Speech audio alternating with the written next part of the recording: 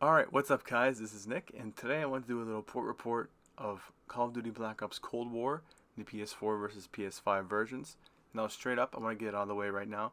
The PS5 version is better in only one way really. I think that the loading screens are the only real improvement. For zombies, I had a 40-second loading screen for a solo D machine lobby compared to a 1 minute and 15-second loading screen for D machine solo on PS4. I had both games perform about the same, no stutters. They both look fairly similar on my ultra wide monitor. I'm not using a 4K TV because I like my ultra wide more because I'm a psychopath. But yeah, I wanted to get that out of the way first. It's better, obviously, it's going to be better, but we're going to do a little bit of highlight here in a couple seconds, showing the loading screens and whatnot. So without further ado, here's a loading screen. Right, so here we have the loading times between the PS4 and PS5 versions. PS5 being on the left, PS4 on the right. And you'll notice right away that you can already tell the PS5 version is going faster. It actually edges it out by about 30 seconds, I believe. But really, I found with this port that the loading time is probably the only main difference. The games look and feel about the same. But of course, I want to point out that I'm on an ultra-wide monitor, not a 4K TV. I believe it's 2160 by 1080, maybe. I don't know. No, it's 2560 by 1080. Sorry. So we had our one in there. We're at 48 seconds loading for the PS4 version so far. So really, in my opinion, unacceptably long. However, we do have to remember that the PS5 version still got around 40 seconds. So it's still pretty long. So we're going into the cutscene here to start. And that is going to roll us in at around 1 minute and 14 seconds even. So here we have some PS4 footage, and you can tell that it looks good. I think it looks good. It's running well. PS4's handling it well for being an old system. Now this is a PS4 Slim that I'm playing on, so I'm not really sure. I don't think there was that much of a performance difference between the two, other than the fact that the Slim's HDMI port didn't fucking break all the time, like the original one did. I've had two of those break, by the way. But really, I didn't experience any frame stutters. You can't see it at the top though. Around the timeline, that's not a timeline. Around the compass, whenever I would turn around, I would get screen tearing.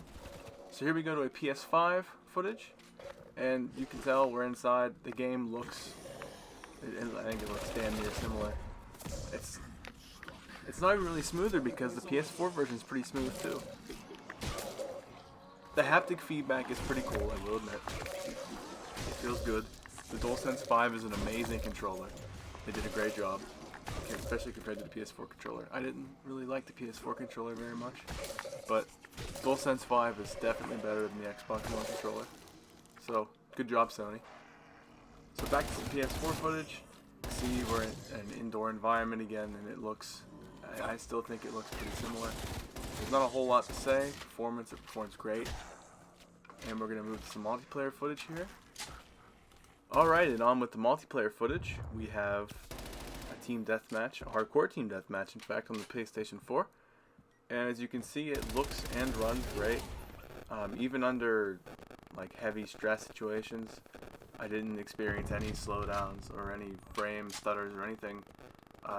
It runs at a very solid, what I assume to be 30 FPS. I don't have a frame checker, so I can't particularly get a good number on it. But it is running smooth, and I had a good time with it while I was waiting for my PS5 to arrive. And it did a great job as the swan song for my PlayStation 4 before it inevitably gets listed on eBay. So next we have a comparison with some PlayStation 5 footage.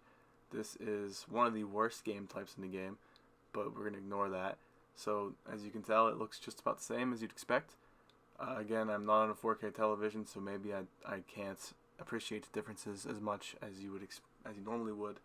But the differences between the two are practically negligible, in my opinion. And it's a great game on either. And I'm sure there's some reason that the PS5 version's better. For me personally, I don't really think there is. I don't think everybody has a really expensive 4K TV. I think most people are going to have a 1080p one or a cheaper 4K one.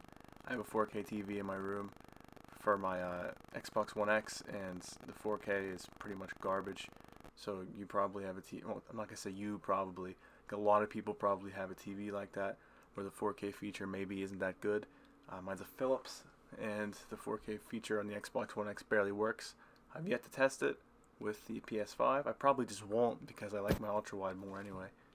But yeah, that's the two ports. They're about the same. If you have a PS4, don't feel bad about buying it on PS4 because it's about the same on PS5. PS5 owners, if you're gonna pay the extra $10, you might as well because you have a PS5, right? I did. I bought a PS4 GameStop because $10 to upgrade. Really not losing too much.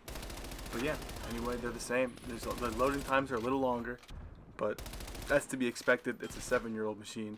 If you thought the loading times would be good on a brand new game, I'm not sure what to tell you. So I hope this helped you. Thank you for watching, and I'll see you later.